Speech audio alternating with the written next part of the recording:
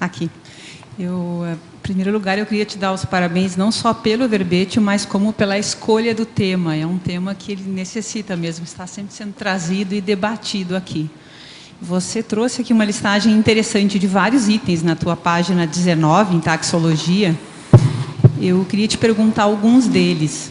Eu também trabalho com gestão e gerenciamento de obras. Eu sou arquiteta e mexo com obras. Eu sei que não é fácil. É uma dissonância e uma consonância o dia todo. É um gerenciamento constante de conflitos. Mas o que eu queria te perguntar era sobre o item número 4, o antipreconceito, eliminar as discriminações preconceituosas pessoais. Eu te pergunto isso na tua coordenação, quando você tem aí o departamento e coordena pessoas. Cada pessoa é um mundo, tem o seu preconceito, tem as suas apriorismoses. Você disse que o ideal era dar espaço para que a pessoa falasse. Agora, quando você sente que a pessoa vem aí com todas as pedras, é difícil, o espaço é mínimo, como é que você gerencia esse dia a dia? Você trouxe aí um exemplo, né? Não sei se você gostaria de falar mais a respeito. Só colocando, né? Quando você falou que eu coloquei que a gente dá espaço, vai ouvir. Agora, é claro que cada situação é uma situação. Então, dependendo da forma como essa consciência ela chega, a sua abordagem vai ser outra. Então, é até um pouco da sua capacidade, a gente chama muito, né, de jogo de cintura. Sim. Vamos ter um pouco de jogo de cintura, é a questão da flexibilidade mental, para saber como atuar naquele momento. Eu trabalho muito com métodos, metodologias, modelos, técnicas, porque isso otimiza o processo, otimiza o trabalho, só que nem sempre você vai conseguir colocar tudo na mesma caixinha. Né? Então, dependendo da situação, a sua abordagem vai ter que ser diferenciada. Preconceitos, né? Preconceitos sobre determinadas coisas, apriorismos, eu vivo com isso no dia a dia. Eu tive que enfrentar isso para poder estar aqui hoje, né? Sendo questionada porque eu não fui trabalhar ontem e você tinha uma reunião complexa. E como pode, e o trabalho tem que vir em primeiro lugar, e você não está... Eu tive que ouvir várias coisas, mas o meu posicionamento, aí eu trago, é algo que eu venho exercitando, tá? Não é uma coisa que eu fiz hoje, ou que hoje também não é 100%, eu ainda estou aprendendo muito, mas a cada vez que você vai atuando, você exercita, você vai ganhando mais confiança. Eu me senti extremamente autoconfiante, feliz por mim, poderia até dizer orgulhosa, de eu ter enfrentado com posicionamento e falando, não, eu trabalho aqui, mas eu vou fazer algo que é mais importante para mim. Então, o que eu quero dizer com isso? Preconceitos e apriorismos, você sempre vai encontrar. Ouvir o outro ajuda muito. A abordagem que você vai utilizar, eu acho que para você ser mais assertivo, e hoje o que tem me ajudado muito é combinar o exercício do ouvir, da serenidade, você estar tranquila, trabalhar as energias para não se envolver no processo, senão a pessoa chega assediada, te assediou e pronto, já foi tudo por água abaixo.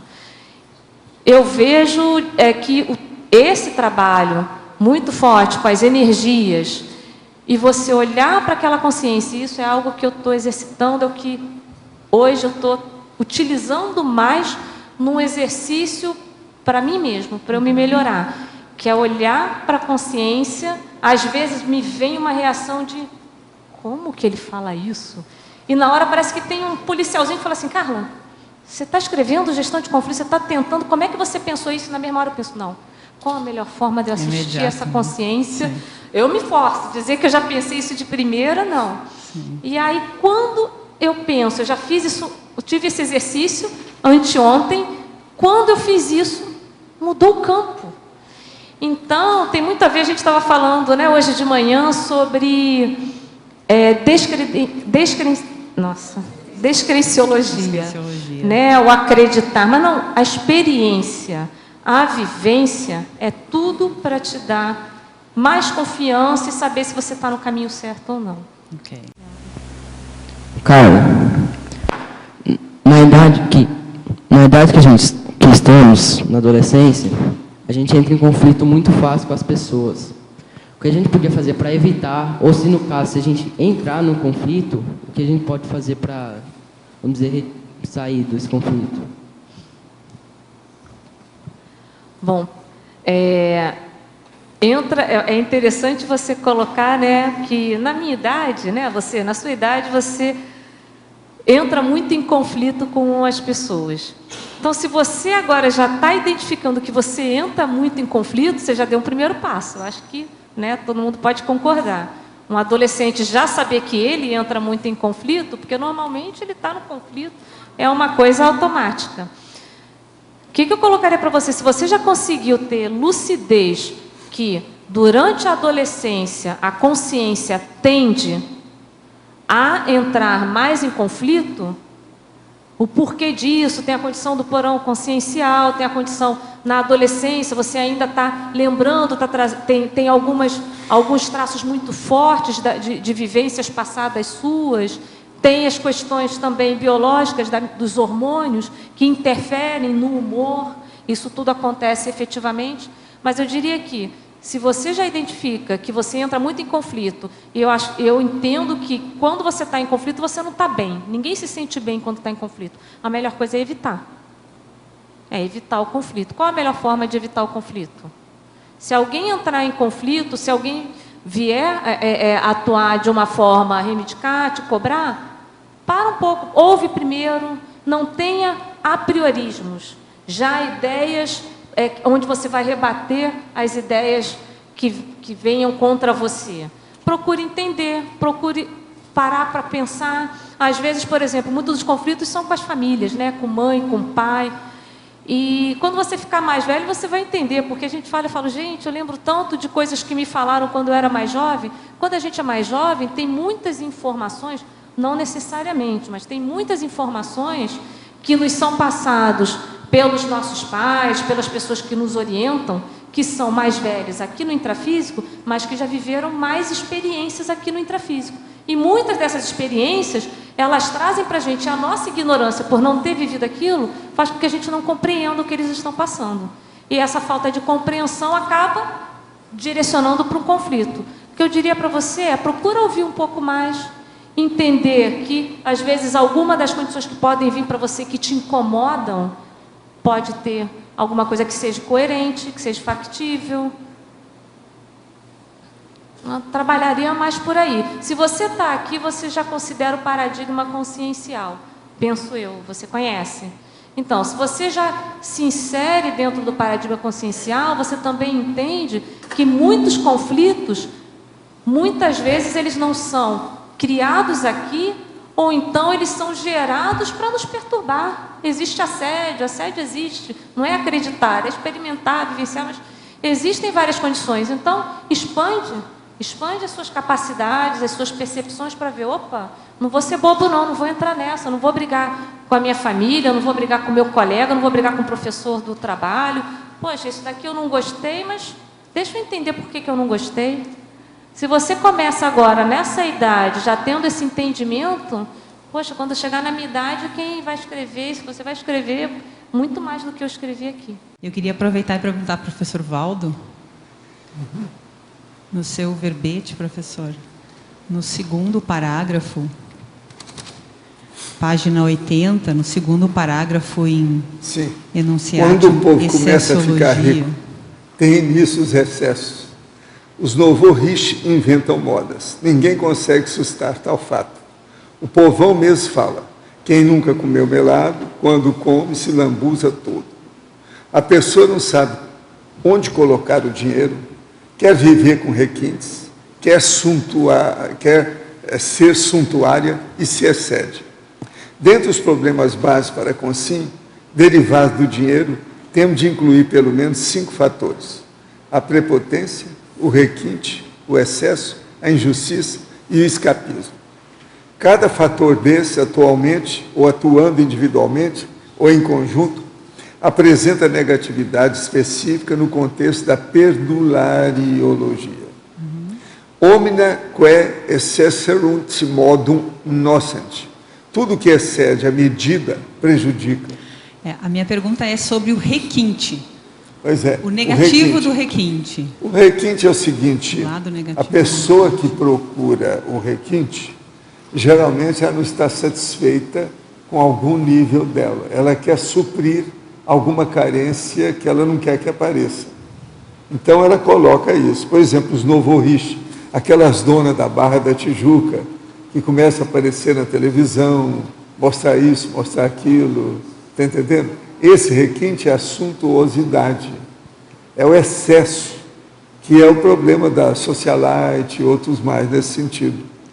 Agora, o problema todo é ruim, é a hora que o requinte começa a fazer acepção de pessoas. Que a pessoa não, ela começa a destacar e a distinguir o povo. Isso é discriminação. Até um certo ponto, é uma espécie de racismo social. Entende? Isso aqui não é bom. Agora, o que se passa? Uma pessoa procurar uma coisa confortável, um livro, tudo é normal. Agora, o problema é a hora que passa da conta. Aquela pessoa que faz coisa demais. E eu fui estudar isso porque eu nunca era do requinte, de modo algum. A hora que eu cheguei em Hollywood, eles me ensinaram, não, ó, o ideal para você poder arranjar livros e as coisas que você procura é você mostrar que você tem dinheiro. Agora eu falei assim, mas como é que eu vou mostrar isso? Não, aí foi que eles me ensinaram. Você já tem uma barba, e essa barba vai te ajudar muito. Isso aí é interessante. Agora, o ideal é você conservar o seu modo para ser diferente dos outros, para marcar sua presença. O povo vai te ver uma vez, não vai esquecer. Isso é importante para você ser sinalizado por essas pessoas que mexem com os livros. Então, por exemplo, a coisa mais séria, eles me explicaram, eu não tinha pensado nada disso, que o problema, por exemplo, quando tem uma obra rara, aquilo vai para leilão. Se eles veem que tem um freguês que eles querem manter, é o chamado o cliente VIP, então o que eles fazem? Eles colocam aquela escolha inicial antes de mandar para o leilão. Então, eles me explicaram isso tudo. Isso é a turma lá de Hollywood, gente viva, você está entendendo? Então, eles falaram para mim assim, ó, o ideal seria você pegar uma limusine das grandes, se você gosta de usar o branco, põe o branco, que é da sua medicina, e arranja também uma limusine branca, daquelas que é 1 quilômetro de distância, de tamanho.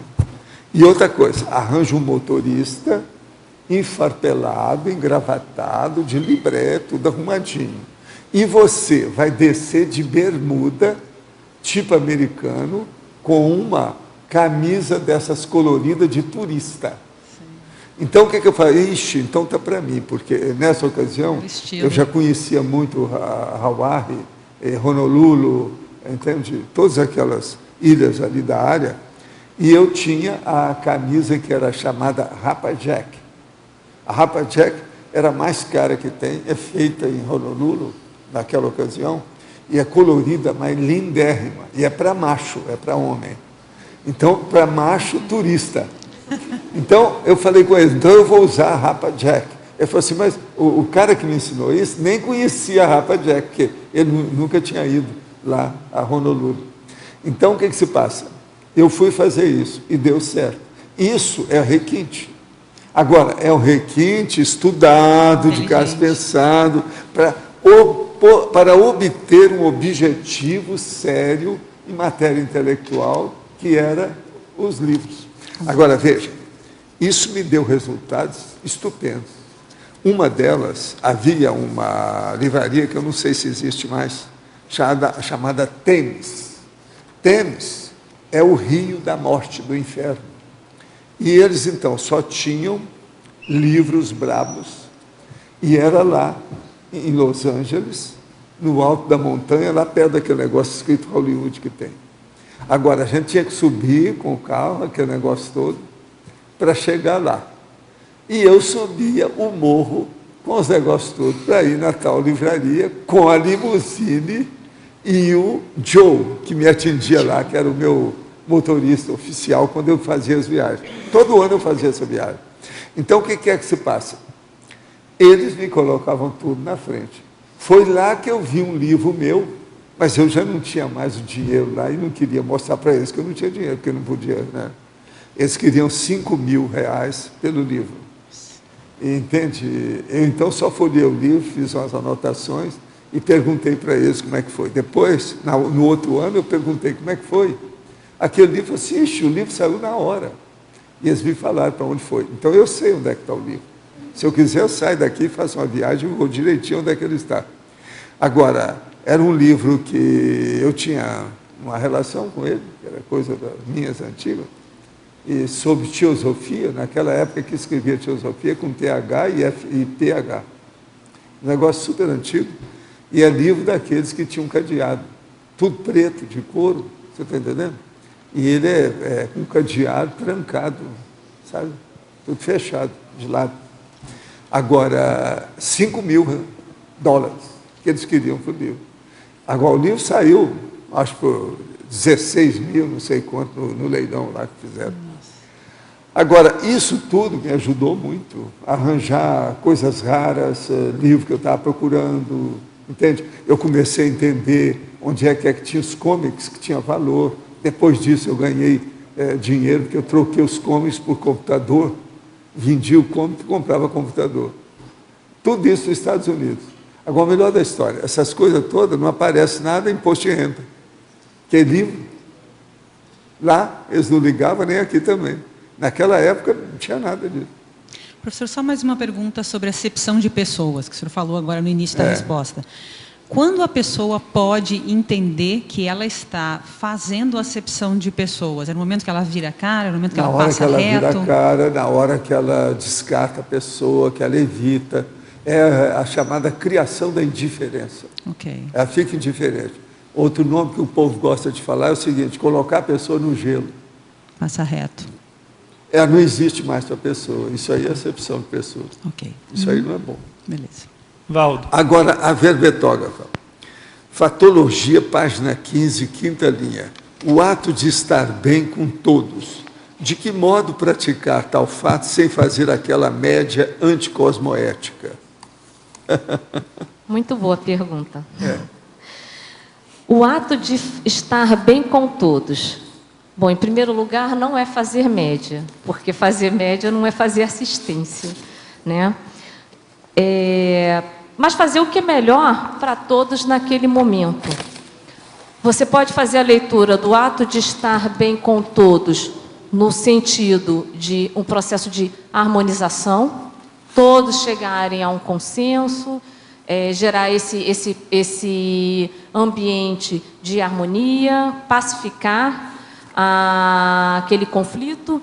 Mas eu gostaria até de falar sobre algumas situações, porque quando a gente fala o ato de estar bem com todos, às vezes você evita um conflito, e no momento em que você está evitando um possível conflito, as partes envolvidas, elas ficam bem, mas você fica mal com você. Você engoliu um sapo ali, engoliu o quadrado.